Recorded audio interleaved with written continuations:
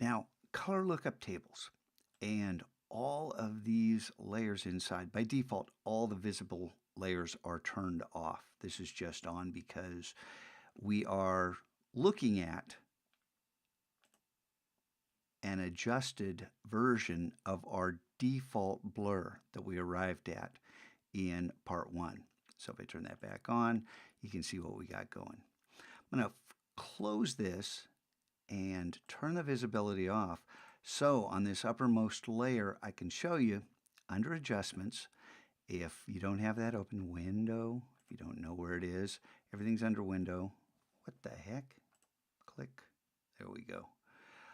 Window adjustments. And that's going to pop out. And the color lookup tables is this little grid right here.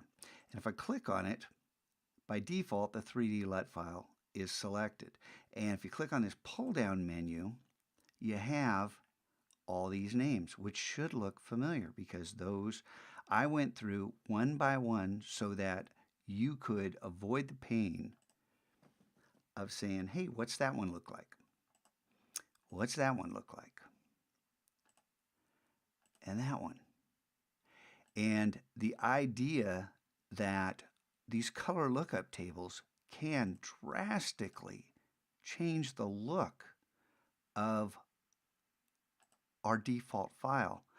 This works in our favor because we can make so many different blurs out of one single default color. Now this one looks a lot like that one, doesn't it?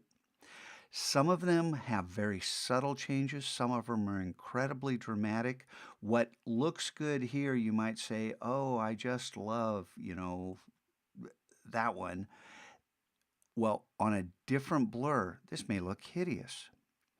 So the idea that you're not going to go through one after another, but you have these here, and the benefit of having this set of color lookup tables is, hey, what if you choose one?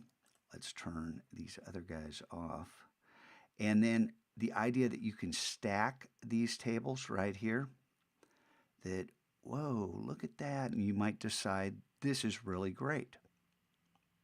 Now, you can write down this and leave yourself a note. Oh, you could leave yourself a note. Or, better yet, you could use layer comps in order to save out versions of what you're making. And then there automatically, you have your note right here that shows you which two are on, or 3, or 1, or whatever the case may be. Let's come back and learn about layer comps.